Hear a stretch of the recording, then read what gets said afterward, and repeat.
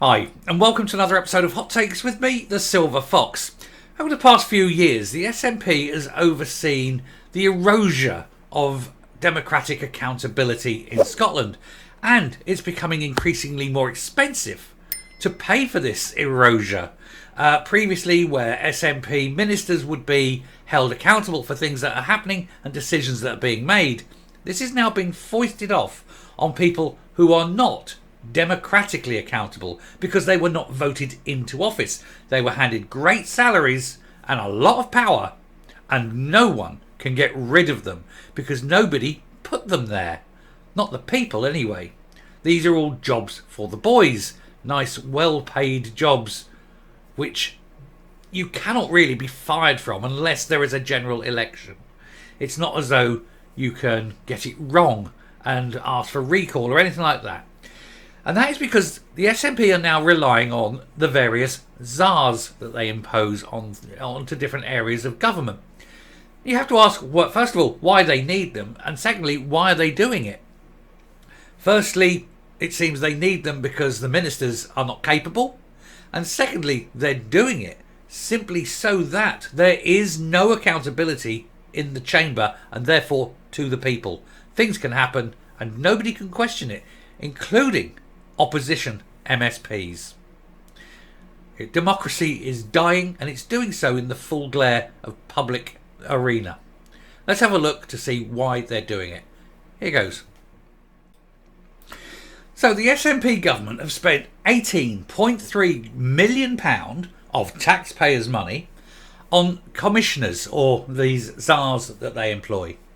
This undermines accountability, and a probe is launched into value for money impact. Now, of course, if you have an MP, you can vote him out if you don't like what he's doing. You can't vote out a commissioner. You can't vote out one of these various czars, and they're given a lot of money. And they're allowed to go off and do things within the powers that they've been given, because it's all secondary legislation, which means they have the power to do this, to do that, to do something else. They don't have to go to Holyrood. They don't have to stand there in the chamber and be questioned. They don't have to face the scrutiny of opposition MSPs or the people. They don't have to go and attend hustings and be questioned. They just get on and do what they're doing at great expense. And the reason is that the government ministers which are responsible for the various aspects which these czars oversee just don't have the talent, the experience, the education, or the ability to actually do their jobs. That's why these czars are appointed. They're professional doers. You know, it's like, well, yeah, we've got this guy's responsible for it, but he's an idiot. So we need someone in who can actually do the job. And that's fine. But make him stand and make him accountable. Whoever it is. You know, say he, she, whatever. Make them accountable. But these people aren't accountable. And they're doing it at great expense. 18 million. Stick that. Get rid of the czars and use that 18 million and shove it into the NHS. Buy a few doctors and nurses. Things will get better. Anyway, MSPs at the Scottish Parliament will probe whether it is value for money to spend over £18 million on highly paid czars, with fears that the roles are overlapping and affects the transparency of the SNP government. Transparency and SNP in the same sentence. Feels odd in the mouth, doesn't it?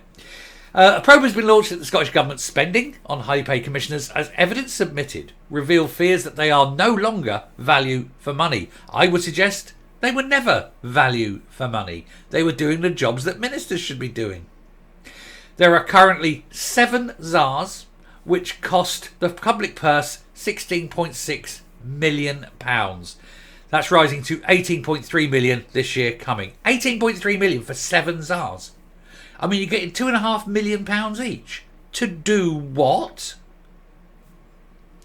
Each office comes with its own staff and running costs, which is footed by the taxpayer, with the smallest costing £300,000 a year and the largest £6.7 million a year. These include Scottish Biometrics Commissioner and a Scottish Commissioner for Children and Young People. These are ministerial jobs. And what the hell is a Biometrics Commissioner? I know exactly what it is, but, you know, you don't need a commissioner for this shit. Proposals are being assessed to potentially double the number of SARs in the country to 14 by the end of the parliamentary term, doubling also, therefore, the money and all the bureaucracy. Because by increasing them, you're showing that the SNP is quite incapable of running a country, and they want independence. For heaven's sake. Holyrood's Finance and Public Accounts Committee, or Public Administration Committee, are set to hold their first evidence session today, but gathered some damning submissions about the role, or indeed lack of one, some of the Commission's play in public life. Gina Wilson, the Children and Young People's Commissioner Scotland, said there are concerns that the proliferation of commissioners' offices will be a costly exercise and may not provide good value for money for taxpayers, especially if there are multiple bodies tasked with intervening on similar or identical matters.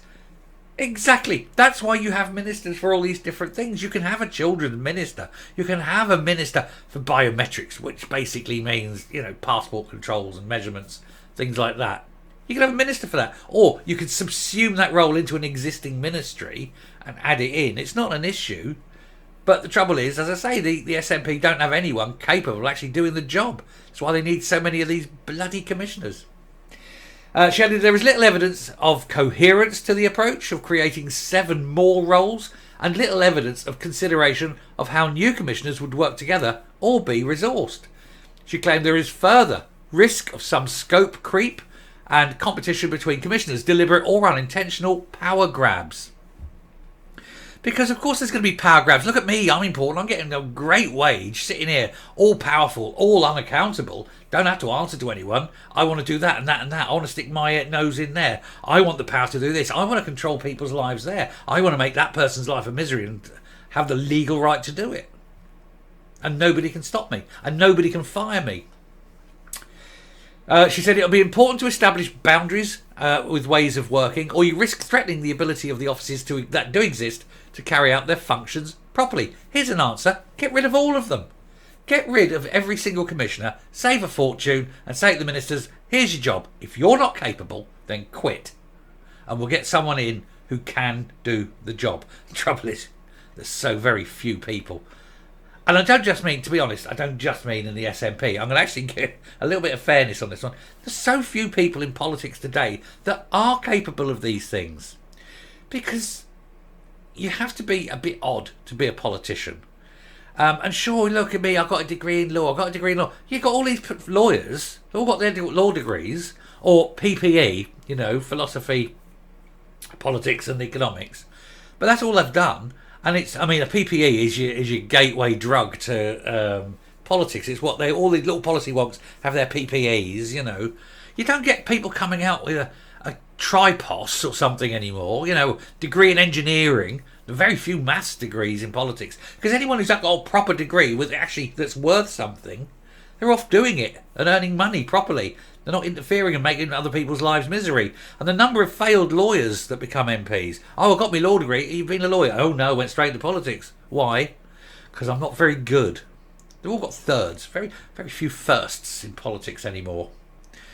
Anyway, he said, Research Scotland, there we go, sorry, I'm getting on to that. Research Scotland is set to give evidence at today's meeting, and the organisation interviewed 5 commissioners about this issue last year. One of those interviewees was critical of the Scottish Government's over-reliance on SARS, with this enthusiasm making the jobs very confusing.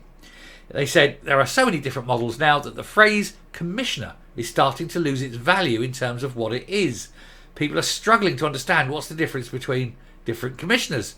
The more commissions that are set up, the more it muddies the landscape as to what we're actually doing. Well, I know what you're doing. You're sitting there sucking from the public teat like parasites, unable to actually do the job because of ministerial interference. And where you can do your job, it's not the job you were supposed to do, and it's actually the job of the minister. What a sad reflection we've got. And the worst thing, of course, and I think this is actually the worst, not even the cost, it's not that, it's the accountability. How can you have a democratic country if people in control cannot be fired by the public, are not answerable to anyone? It ceases to become a democracy and it becomes a dictatorial state. That's slowly and surely what Scotland's becoming. I'm coming up. Unless this is reversed, and unless people start saying, no, let's not do commissioners, let's not waste money on these people. Let's have ministers responsible, ministers answering questions. And when ministers get it wrong, ministers resigning, then you'll have some kind of accountability to the people. When it's just imposed power from people who haven't been voted in, you're in a very dangerous position. They can do things to you and you've got no recourse, none at all. You can't get rid of them. Well, not without a revolution. Lamppost and rope, who knows? Anyway, thank you very much for watching. Do please hit the subscribe button, ring the bell, leave a like, leave a comment, please share the video, and let's all continue to stand for democracy. Thanks. Bye.